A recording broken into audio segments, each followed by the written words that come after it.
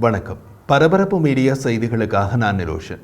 Israel மீது Iran நடத்திய தாக்குதலுக்கு பதிலடி கொடுக்க இஸ்ரேலிய விமானப்படை விமானங்கள் ஈரானுக்குள் ஏவுகணை தாக்குதல் நடத்தியது பற்றி பரபரப்பு மீடியா யூடியூப் சேனலில் 2 காணொளிகளை வெளியிட்டிருந்தோம். இப்போது பாதுகாப்புத்துறை வட்டாரங்களில் நாம் சேகரித்த தகவல்களின்படி இந்த தாக்குதல் முதலில் எப்படி திட்டமிடப்பட்டது, பின்னர் எப்படி மாற்றப்பட்டது, இறுதியில் எப்படி நடத்தப்பட்டது என்ற விவரங்கள் கிடைத்துள்ளன. இதுவரை தகவல் வெளியாகாத பல விஷயங்கள் நடந்துள்ளன. இஸ்ரேலிய விமானங்கள் ஈரானுக்குள் ஏவுகணை ஏவிய பின் இஸ்ரேலிய விமானிகள் தமது சொந்த ஏவுகணையே வானில் வெடிக்க வைத்தனர் என்பதும் தெரிய வந்துள்ளது. அந்த விவரங்களை இந்த காணொளியில் பார்க்கலாம். பாதுகாப்புத்துறை வட்டாரங்களின் கூற்றுப்படி அமெரிக்கா மற்றும் பிற வெளிநாட்டு நட்பு நாடுகளின் ஒருங்கிணைக்கப்பட்ட ராஜதந்திர அழுத்தத்திற்கு பின்னர் இஸ்ரேல் ஈரானில் நடத்த தாம் போட்டு வைத்திருந்த விரிவான எதிர்த்தாக்குதலுக்கான திட்டங்களை கைவிட்டது. ஏப்ரல் 13ஆம் தேதி ஈரான் நடத்திய தாக்குதலுக்கு பதிலடியாக பெரிய அளவிலான தாக்குதலை இஸ்ரேல் திட்டமிட்டிருந்தது. ஈரானிய தலைநகர் டெஹ்ரானுக்கு அருகிலுள்ள ராணுவ தளம் உட்பட ஈரான் முழுவதும் உள்ள பல ராணுவ இலக்குகளை கடந்த வாரம் குண்டு வீசி தாக்குவது குறித்து இஸ்ரேலிய தலைவர்கள் முதலில் விவாதித்தனர். இத்தகைய பெரிய அளவிலான மற்றும் சேதம் விளைவிக்கும் தாக்குதலை ஈரான் கவனிக்காமல் இருப்பது மிகவும் கடினமாக இருந்திருக்கும். இது ஒரு வலிமையான ஈரானிய எதிர் தாக்குதலின் வாய்ப்புகளை அதிகரிக்கும். அது மத்திய கிழக்கு ஒரு பெரிய பிராந்திய மோதலின் விளிம்புக்கு கொண்டு வந்திருக்கும். இறுதியில் ஜனாதிபதி ஜோ பைடன் பிரிட்டிஷ் மற்றும் ஜெர்மன் வெளியுறவு அமைச்சர்களோடு சேர்ந்து ஒரு பெரிய அளவிலான போரை தடுக்க பிரதமர் பெஞ்சமின் நேதன்யாகுவை வலியுறுத்திய பின்னரே இஸ்ரேல் கடந்த வெள்ளிக்கிழமை ஈரானுக்குள் மிகவும் மட்டுப்படுத்தப்பட்ட தாக்குதல்களை தேர்ந்தெடுத்தது. அது ஈரானுக்குள் குறிப்பிடத்தக்க சேதத்தை தவிர்த்தது. மோதல் அதிகரிப்பதற்கான வாய்ப்பை குறைத்தது, குறைந்தபட்சம் இப்போதற்கு என்கிறார்கள். இருப்பினும் இஸ்ரேலிய அதிகாரிகளின் பார்வையில் ஈரானுக்குள் இஸ்ரேல் நடத்திய தாக்குதல் ஈரானுக்கு இஸ்ரேலின் ராணுவ ஆயுத களஞ்சியத்தின் அகலத்தையும் நுட்பத்தையும் காட்டியது. ஈரானிய வான்பரப்புக்குள் போர் விமானங்களை அனுப்புவதற்கு பதிலாக இஸ்ரேல் வெள்ளிக்கிழமை அதற்கு மேற்கே பல 100 கிலோமீட்டர் தொலைவில் பறந்த விமானத்தில் இருந்து குறைந்த எண்ணிக்கையிலான ஏவுகணைகளை ஏவியது. முதலில் வெளியான தகவலின்படி இஸ்ரேலிய விமானங்கள் ஈரானுக்குள் 3 ஏவுகணைகளை ஏவியதாக குறிப்பிடப்பட்டது. தற்போது கிடைத்துள்ள தகவலின்படி ஈரானுக்குள் ஏவப்பட்டவை 2 ஏவுகணைகள் தான். ஈரானிய வான் பாதுகாப்பை குழப்ப குவாட்காப்டர்கள் எனப்படும் சிறிய மினி தாக்குதல் ஆளற்ற விமானங்களையும் இஸ்ரேல் அனுப்பியது. ஈரானில் உள்ள ராணுவ இலக்குகள் சமீபகால ஆண்டுகளில் இதுபோன்ற ஆளற்ற விமானங்களால் சில முறை தாக்கப்பட்டுள்ளன. பல சந்தர்ப்பங்களில் ஈரான் ஆளற்ற விமானங்கள் யாருடையது என்று தெரியவில்லை என்று கூறியது. அது இஸ்ரேலுக்கு பதிலடி கொடுக்க ஈரானிய தயக்கம் என்று இஸ்ரேலியர்களால் புரிந்து கொள்ளப்பட்டது. வெள்ளிக்கிழமை இஸ்ரேலிய விமானம் ஏவிய ஒரு ஏவுகணை மத்திய ஈரானின் மூலோபாய முக்கியத்துவம் வாய்ந்த பகுதியில் விமான எதிர்ப்பு பேட்டரியை தாக்கியது. மற்றொன்று நடுவானில் இஸ்ரேலிய விமானிகளால் வெடிக்க வைக்கப்பட்டது. 2 ஏவுகணைகளும் ஈராக்கிய வான் பகுதியில் இருந்து சில நிமிட இடைவெளியில் ஈரானுக்குள் ஒரே இலக்கை நோக்கி ஏவப்பட்டன. முதல் ஏவுகணை அதன் இலக்கை அடைந்தது என்பது தெளிவாக தெரிந்தவுடன் இஸ்ரேலிய விமானப்படை 2வது ஏவுகணையை வேண்டுமென்றே வானில் வெடிக்க வைத்து அழித்தது. தேவையற்ற விதத்தில் அதிக சேதம் ஏற்படுவதை தவிர்ப்பதற்காக அப்படி செய்யப்பட்டது. ஈரானின் வான்வெளிக்குள் நுழையாமல் அல்லது அதன் வான் பாதுகாப்பு பேட்டரிகளை அணைக்காமல் ஈரானை தாக்கும் திறன் இஸ்ரேலுக்கு உண்டு என்று ஈரானுக்கு காட்டுவதே தாக்குதலின் பிரதான நோக்கம். அதே வேளையில் இஸ்ரேலுக்கு மீண்டும் பதிலடி கொடுக்காமல் விடுவதற்கு ஈரானுக்கு ஒரு சந்தர்ப்பத்தை ஏற்படுத்தி கொடுக்கப்பட்டது. நட்டான்ஸில் யுரேனியம் செறிவூட்டல் தளம் உட்பட பல பெரிய அணுசக்தி நிலையங்களை கொண்டு மத்திய ஈரானின் ஒரு பகுதியில் உள்ள பேட்டரிகளை தாக்க முடியும் என்று இஸ்ரேல் காட்டியுள்ளது. இந்த தாக்குதலுக்கான பாதை ஏப்ரல் 1ஆம் தேதி போடப்பட்டது. அன்று சிரியாவின் டமாஸ்கஸில் உள்ள ஈரானிய தூதரக வளாகத்தை இஸ்ரேல் தாக்கியது. 2 மூத்த ராணுவ தளபதிகள் உட்பட 7 ஈரானிய அதிகாரிகளை கொண்டது. கடந்த காலங்களில் இதேபோன்ற பல தாக்குதல்களுக்கு ஈரான் பதிலடி கொடுக்கவில்லை. குறிப்பிடத்தக்க ஈரானிய பதிலடியை பெறாமல் இதுபோன்ற தாக்குதல்களை தொடர முடியும் என்று இஸ்ரேலிய அதிகாரிகள் நம்பினார்கள். இந்த முறை ஈரானிய நடவடிக்கை வேறுபட்டது.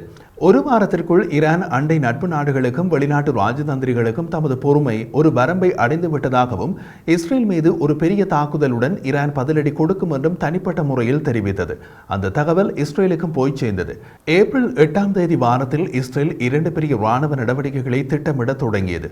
முதலாவது எதிர்பார்க்கப்பட்ட ஈரானிய தாக்குதலை தடுப்பதற்கான ஒரு தற்காப்பு நடவடிக்கை. இது அமெரிக்க மத்திய கட்டளைத்தளம் சென்காமுடன் ஒருங்கிணைக்கப்பட்டது. சென்காமின் உயர்மட்ட தளபதி ஜெனரல் மைக்கேல் குரில்லா அந்த வாரம் இஸ்ரேலுக்கு நேரில் சென்று திட்டமிடலில் கலந்து கொண்டார்.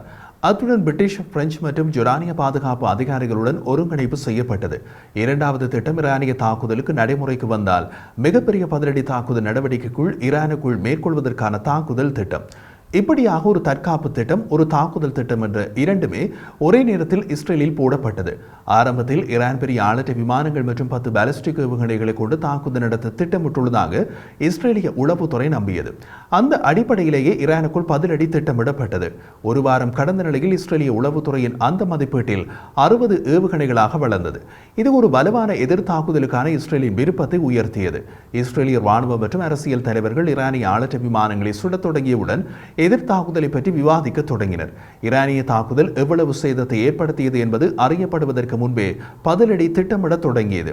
அந்த திட்டத்தை இஸ்ரேலின் ராணுவ தளபதி லெப்டினன்ட் ஜெனரல் ஹெர்சி ஹெலேவி மற்றும் அவரது விமானப்படை தலைவர் டோமர் பார் ஆகியோர் ஏப்ரல் 12ஆம் தேதி வெள்ளிக்கிழமை அதிகாலை ஈரானின் தாக்குதலுக்கு 2 நாட்களுக்கு முன்பு இஸ்ரேலிய போர் அமைச்சரவைக்கு வழங்கினார்கள்.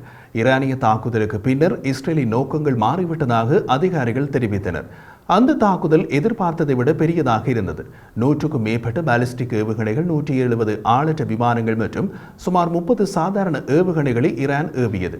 இது ராணுவ வரலாற்றில் மிகப்பெரிய தாக்குதல்களில் ஒன்று.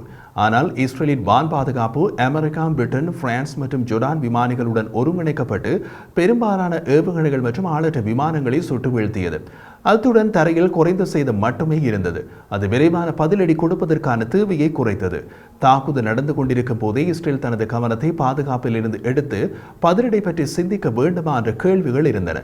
அதே நேரத்தில் திருப்புமுனை பிரதமர் நேதன்யாகுவுக்கும் ஜோ பைடனுக்கும் இடையே நடந்த ஒரு அதிகாலை தொலைபேசி அழைப்பு. இதன்போது அமெரிக்க ஜனாதிபதி இஸ்ரேலிய தலைவரை ஈரானிய தாக்குதலை முறியடித்ததை ஒரு வெற்றியாக கருதுமாறு ஊக்குவித்தார். ஈரானுக்கு பதிலடி கொடுக்க வேண்டிய அவசியமில்லை என்றும் வலியுறுத்தினார். நேதன்யாகு உடனடியாக பதிலை நிறுத்தி மேலும் ஆலோசிக்க முடிவு செய்தார். அடுத்த நாள் இஸ்ரேலிய அரசாங்கம் வெளிநாட்டு நட்பு நாடுகளுக்கு இன்னமும் ஈரானுக்கு பதிலடி கொடுக்க திட்டமிட்டுள்ளது என்று சமிக்ஞை செய்ய தொடங்கியது. ஆனால் அது ஏற்கனவே திட்டமிடப்பட்டதை விட மிக குறைவாக இருந்தது. ஈரானின் தலைவர்கள் அவர்களுக்கு பதிலடி கொடுப்பதை தவிர வேறு வழியில்லை என்ற சூழ்நிலையை ஏற்படுத்தக்கூடிய பெரிய அளவிலான பதிலடிக்கு பதிலாக ஈரானிய அதிகாரிகளை பகிரங்கமாக அவமானப்படுத்தாமல் ஒரு செய்தி சொல்லும் என்று நம்பும் திட்டத்தினை இஸ்ரேலிய பாதுகாப்பு அதிகாரிகள் போட்டுக் கொடுத்தனர். அவர்கள் ஆரம்பத்தில் திங்கட்கிழமை இரவு தாக்குதலை திட்டமிட்டனர். கடைசி நிமிடத்தில் அது ஒத்திவைக்கப்பட்டது. காரணம், நட்பு நாடுகளின் அதிகாரிகள் ஈரான் வெற்றி பெறாத ஒரு தாக்குதலுக்கு இஸ்ரேல் பதிலடி கொடுக்க வேண்டாம் என்று கூறிக்கொண்டிருந்தனர். பின்னர் இஸ்ரேலிய தாக்குதல் எப்படியானது என்று விளக்கிய பின்னரே நட்பு நாடுகளின் அதிகாரிகள் அதை ஏற்றுக்கொள்வதற்கு தங்கள் விருப்பத்தை சமிக்ஞை செய்தனர். இது ஈரானுக்கு முகத்தை இழக்காமல் பதிலடியை தவிர்க்கும் தீர்வை கொடுத்தது. இறுதியாக வெள்ளிக்கிழமை அதிகாலை இஸ்ரேல் தனது தாக்குதலை நடத்திய பின்னர் ஈரானிய அரசு இஸ்ரேலிய அதிகாரிகளின் ஊகப்படியே செய்யப்பட்டனர்.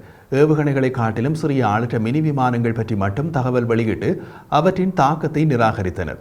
டெஹ்ரானில் உள்ள அதிகாரிகள் தாக்குதலுக்கு இஸ்ரேலை குற்றம் சாட்டுவதை தவிர்த்தனர். சிறிய ஆளற்ற மினி விமானங்கள் ஈரானுக்கு உள்ளே இருந்தே வந்தன என்று கூறி மற்றொரு பதிலடியை தவிர்த்தனர்.